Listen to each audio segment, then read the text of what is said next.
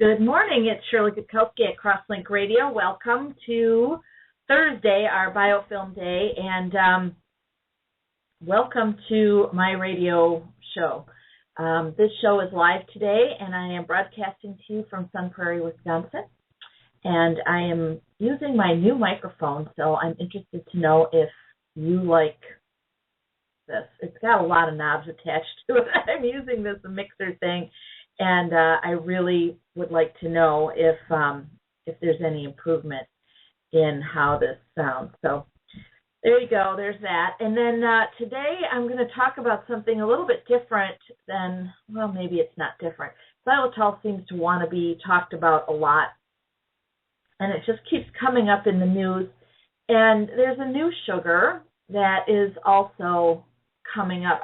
Maybe the news is not the right way to say it. It's coming up in literature. And there's another sugar that's going to be competing pretty heavily with xylitol, and I think that's something that everyone should know more about. And when we think about sugar, we almost never think about sugar as a medicinal, or sugar having medicinal properties, or anything sweet having medicinal properties. So let's kind of start with, the propensity or the drive that humans have for sweet. And it comes because we need the nutrients and the health profile in fruit and vegetables, in raw types of plants, let's just say. So because these plants have a high health profile, let's say, evolutionarily, then we as humans have evolved to chase that down.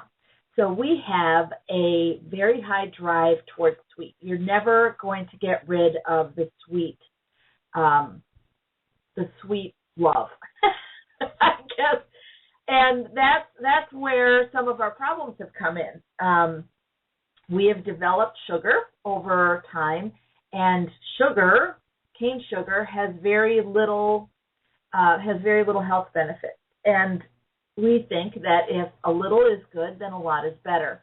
And if sweet is something that we're attracted to, then let's just have a lot of sweet things, and that's how we get trapped in this sugar trap. So that's kind of the first order of business. We're never not going to want sweet things. You can lower your drive for sweet things by incorporating other foods or other sources of this sweetener into your diet. And that's going to be the true answer. You will never not want a piece of cake. Or some other kind of a sweet thing. It's going to always be a dilemma for your brain as to which one to choose. But if you give your body enough of the other sweet foods, or the naturally sweet foods, or the unprocessed sweet foods, you're going to have an easier time with the argument that's going to apply in your head when you're confronted with a piece of cake, let's say. So that's part of the story here. And I don't want to make you think that I'm sitting here saying we should all eat sugar, or that sugar isn't bad for you. And sugar has come to a whole nother definition in food science and in physiological sciences, in that sugar is not just sugar, it's not just sweet. It is all foods, particularly processed foods, that turn into sugar when you're chewing or when you're digesting them. For instance, popcorn. Popcorn is a really great food for you. It comes from corn. If you can get non-GMO, there's that argument, non-GMO popcorn. It's not like everybody eats popcorn every single day in massive amounts. So, but that popcorn and bread and rolls and a lot of the wheat products and things like that we make out of do turn into sugar in your mouth. They break down. We have special saliva constituents that will help break down those longer chains of which makes the food a carbohydrate and breaks them into smaller pieces, which we're tasting as sugar and which act as sugar in our body. And there's a huge argument, or I don't even know what I want to say, a huge push to help people understand that that's a problem, that sugar is taking up the whole metabolism sequence, and we're so busy, our bodies are so busy breaking down this incredible number of carbohydrates that we've got going, that we're getting sick on account of it. High fructose corn syrup has continuously come into the forefront as being the most evil sugar. Dr. Lustig and his YouTube video is a huge indictment against high fructose, and that's an argument I'm not going to be entering into, other than to say that it's there, that there is an argument, that there is a discussion, that we do have to really wonder about it, and it is a topic of conversation all over the place. It's really hard to get rid of high fructose corn syrup. It's in all of the packaged breads that I found. So I started by only getting bread from the bakery where they don't put high fructose corn syrup in there, and then this whole wheat thing started to come up. And so now I purchase sprouted wheat breads from the freezer section. It's made by a company called Ezekiel or something like that, as in Ezekiel of the Bible. So anyway, that's where that is. And so sugar is getting a really bad reputation. And so when I typed up the show notes for this show, I was thinking of a very spicy title, and I thought, what is spicier than a phrase, medicinal sugar? And that's where xylitol comes in. Over the years, I've learned quite a bit about xylitol. I've been following this story for over a decade, 14 years now, maybe a little bit longer. And what I'm finding is that xylitol is pretty close to magical. The way that it works in the body is magical. The way that it works against biofilm is magical. And the way that it supports the body's functioning is magical. And that starts with a xylitol type of nasal spray where it penetrates the mucus. And I don't know about you guys, but up here in Wisconsin, it gets really dry in the winter. And really, really dry when it's really, really cold out, which we've had a lot of super-duper cold weather, well, nationwide. And you've got the furnaces going, and that dries out the air, and it's just dry. So in your sinuses, you need to have a fluid mucus in order to get rid of the bacteria that are in the air and the viruses that are in the air and allow the cilia to move. But once that mucus dries up, then that's when you start to have problems. So the way that Dr. Lon Jones describes it is the way that I just described it. And what xylitol does is it penetrates it penetrates the mucus, which is really hard to do for most substances. And once the mucus is penetrated, xylitol also has this propensity to attract moisture to itself. So it's called hygroscopic. I'm going to spell that for you. That's a kind of a technical term, but I think you're going to be seeing this in the literature more and more as we learn more and more about these polyols, these sugars. And hygroscopic is hygroscopic, hygroscopic. So that is a word that they use to say it attracts moisture to itself. So that's what xylitol does. And in your sinuses, obviously, that's a really good thing. So you use the xylitol nasal spray, and it kind of penetrates the mucus and lets the saline part of the spray into the mucus, and you can just feel it and taste it going down the back of your throat. It's really kind of cool. They taught us that sweet sensation is more towards the front of your tongue, and when you can taste the sweet mucus, it sounds horrible. xylitol going down the back of your throat, you know something's working. So xylitol works like that. We've covered the xylitol story with respect to oral bacteria and oral biofilm. We've also mentioned and talked about a little bit xylitol as a topical application on the skin and in wound care. So wound care is part of the big story of xylitol.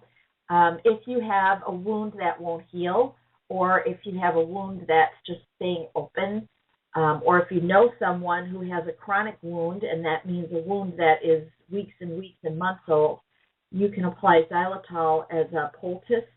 There's a word from the 70s that you don't hear very much anymore. Poultice is just a mixture of a liquid and a powder, or crystals in this case, and just mix it up into some kind of a smear and then rub it onto that wound. And that will also eliminate those colonizers that create that sticky slime that grows on these chronic wounds and don't allow the wound to heal. That's a very complex kind of a situation there in chronic wounds, in that you have this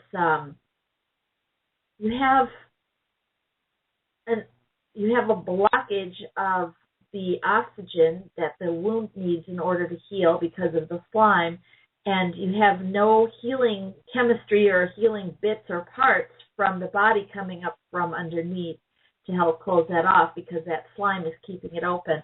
A friend of mine used to have a job as a teenager in a wound care place where it was her job every day to take a tongue depressor and scrape the slime off of these wounds. Welcome to breakfast. So that was pretty disgusting, but xylitol really helps close those wounds. They have other ingredients attached into that mixture in the wound clinics, but I think you could probably get away with just using xylitol. If you'd like to know more about that, you can research that on your own. It's pretty simple to find that kind of information. You can just Google xylitol and wound care and come up with some stuff. So the other thing that's happened in the last, I don't know, maybe 2 years or 3 for me is the word erythritol. And I will spell it for you because it's hard. erythritol. Erythritol. It's another polyol. It also comes from plant material. I asked the researchers, how do you make xylitol, and erythritol, and they just were like, well, it's easy. It's metabolite of yeast. So they use other sugars to feed the yeast. The yeast breaks down those sugars into erythritol. And so that is where my knowledge base stops with respect to how this is made. It was alluded to that you could take even xylitol. No, you can't. Xylitol doesn't feed yeast. Anyway, some of these longer chain sugars will feed the yeast, and the yeast breaks down those sugars, and one of the components is erythritol. Erythritol is sweet. It's 70% as sweet as xylitol, or as sugar. We measure all sweetnesses against regular table sugar. So you'll need 1.5 teaspoons or so instead of a teaspoon of sugar. So if you like to sweeten your coffee with 1 teaspoon of sugar, you'll need 1.5 teaspoons of erythritol. One of the very interesting things that I came across while I was looking for pictures to have on this slideshow here is that it has a cooling effect. It has a low, what do they call it? Anyway, when you put erythritol into a hot cup of coffee, it will cool faster than if you use table sugar. So that's pretty interesting.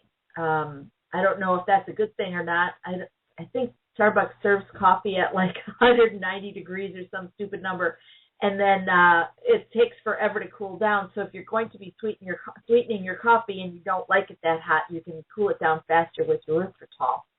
So that was a neat little thing that I found out today, but that's not a medicinal use of the erythritol. So yesterday, I was talking with one of the xylitol researchers. We are doing our Career Fusion Partner webinar on erythritol next week. If you'd like to know more about that, you can contact me through America's Dental Hygienist on Facebook. I will have the link for that webinar there. In case you're listening after the webinar, it was March 5th, Wednesday, March 5th at 8 p.m. Central is that webinar. And I think you would find it very, very interesting. So share this show with your friends and share that link as well. So anyway, we have this whole erythritol story that's coming up. So I'm talking to this researcher, and he's going to be part of the webinar next week. And he's also doing a presentation on erythritol at the Under One Roof Conference in Chicago this summer, the summer of 2014. So it's starting to get more and more play. I'm making you aware of that right now. You heard it here first, folks. If you're an RDH, if you're an Amy RDH lister, you will have known about xylitol or erythritol for probably a year. I think I started mentioning that over there. Not that I'm the big flag waver or the big, go-to person, but, when I find this stuff, I like to make people aware of it and make sure that everybody understands that these new things are coming, and that's what erythritol is. Erythritol is very effective also at reducing oral biofilm. It is a 4-carbon sugar, so it also kind of tricks the bacteria into having the erythritol as a snack, but they can't metabolize it, and then they end up in this negative growth cycle where they die off, and they don't make this biofilm. But what he also told me is that erythritol studies have also looked at systemic benefits of erythritol. And then he said to me that it improved elasticity in the small veins in type 2 diabetes patients. So the paper is called The Effects of Erythritol on Endothelial Function in Patients with Type 2 Diabetes Mellitus, a pilot study. So what they did is they gave these patients, rats, still in the rat stage. They're working on humans right now. They're in the human study stage. That hasn't been published yet. So in the rats, and they fed the rats the erythritol, and they measured the vascular function with those rats with diabetes. They had 24.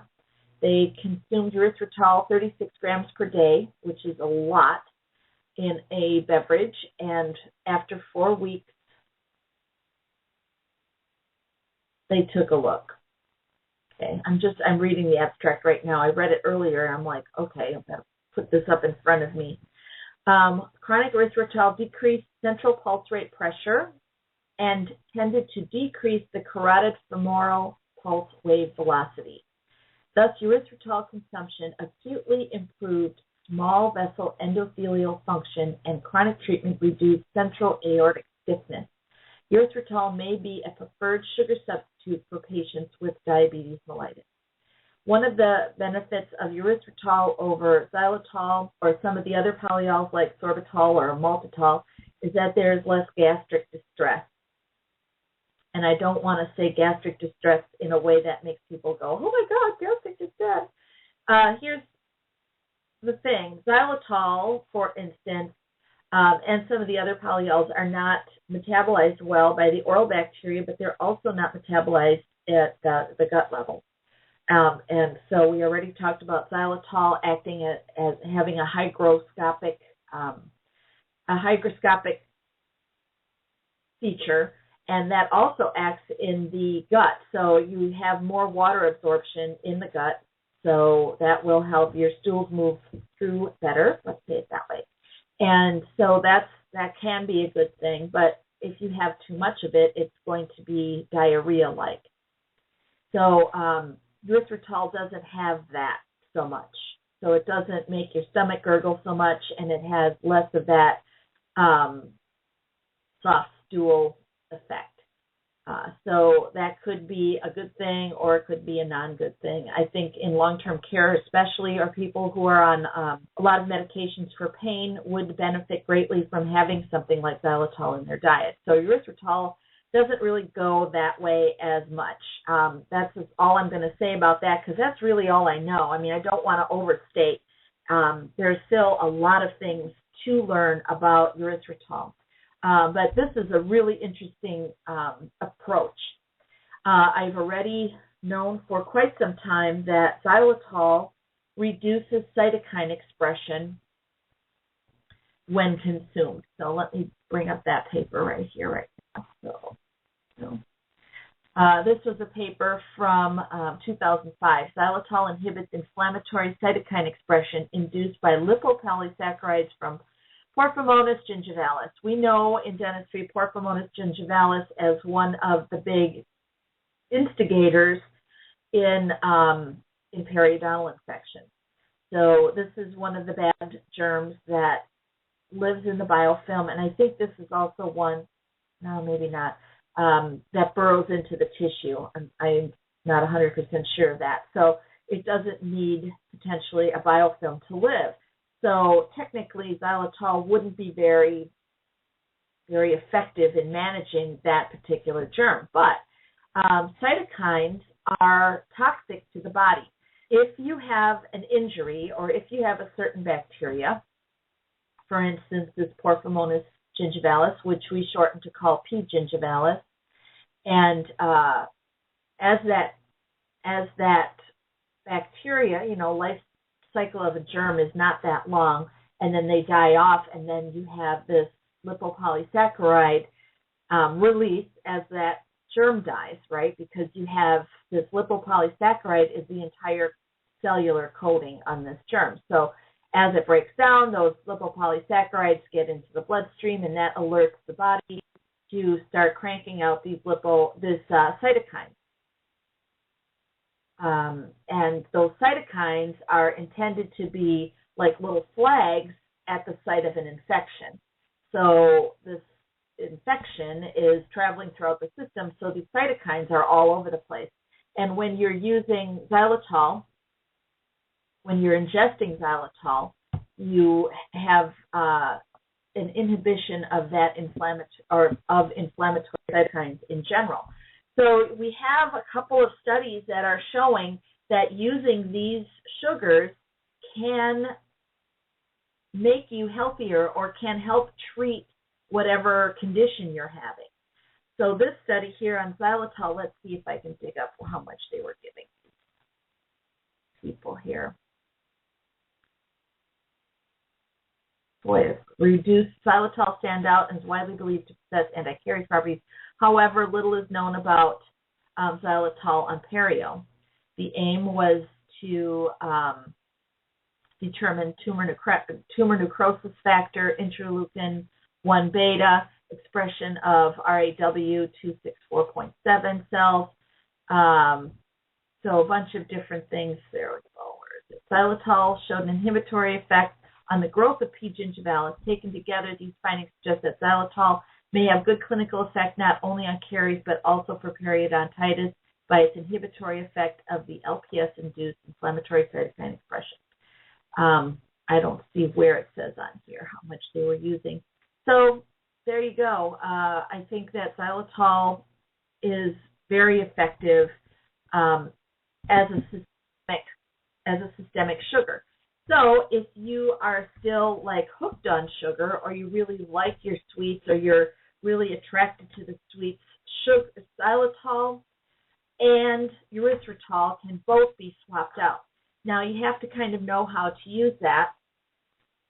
Xylitol can be measured 1-to-1 with sugar. So if you're baking or making things and it asks for a cup of sugar, you can use a cup of xylitol. You would add a little less water than otherwise when you're cooking with xylitol. My favorite xylitol recipe is not a very big recipe, but to use a cup of, or a 6-ounce container of, what do you call it? A 6-ounce container of unsweetened plain yogurt and use 1 teaspoon of xylitol in there. And so after that, I'll either add some bananas or some fruit or some peanut butter or something like that. So the reduced fat or fat-free plain yogurt, you can add your own sugar to that and sweeten it to your liking so that you're not full of these weird amounts of sugar that they're putting in these flavored yogurts. So that's a really important feature of xylitol and how to use it. If you're baking bread or any other kind of a yeast food, you can't use xylitol. Xylitol won't feed the yeast. It can't metabolize the yeast. So we have that going. We talked about erythritol and how to use that in your food. You have to use more, so you're going to have more bulk. So that's part of the issue when you're using erythritol for cooking. Xylitol measures at least 1-to-1 with sugar, so the bulk is about the same. But you're going to have to add more, 30% more of erythritol in order to get that level of sweetness. Or you may be able to get away without the sweetness. Erythritol has only 5% of the calories of regular sugar. So because it's so low, they are calling it a calorie-free product. So you can sweeten without any calories. Xylitol has almost no calories. I can't tell you what it is right now, what the calorie count is, but it's also extremely low. So there's that. Now let's kind of take another step into this erythritol story with respect to cardiovascular health. This study was done in the study I was talking about a minute ago was done in rats, and it was looking at kidney function as well. So what they found is that the microvascular, which is a tiny, I think we've all learned about capillaries probably in 4th or 5th grade, the tiniest little blood vessel is called a capillary, and right after capillaries are something just a tiny bit smaller, and we call that microvasculature. And it also has damaging potential. When you have diabetes, for instance, these blood vessels tend to crash first, and you don't notice. You have no idea that that's happening. So you want to really take care of your blood sugar. The higher the sugar, the more damage is done to this microvascular system, which we find in the gingiva, the kidney, and in the eyes. So you hear about those things going first, and then the extremities, right, your fingers and your toes. So you want to take care of the microvascular structure, and you can do so by managing your sugars and by now, potentially, adding erythritol as your sugar substitute. So between xylitol and erythritol, we really do have a magical medicinal sugar story that is evolving.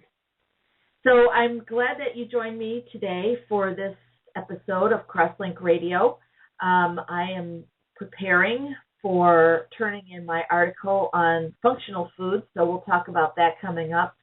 And also my oral ecologist presentation to the Kentucky Dental Hygienists Association, as well as Perky Perio. So, and I'm also talking tomorrow with the manager of a chiropractic group practice that is statewide here in Wisconsin to speak with the chiropractors about what we can bring to chiropractic, what dental hygienists can bring to chiropractic. So I'm very excited about that. That's been a long-term goal, and this could be a real big thing. So cross your fingers for me, pray, and meditate on Shirley's evolution. Thanks so much. Have a great rest of the day, and we will talk to you tomorrow.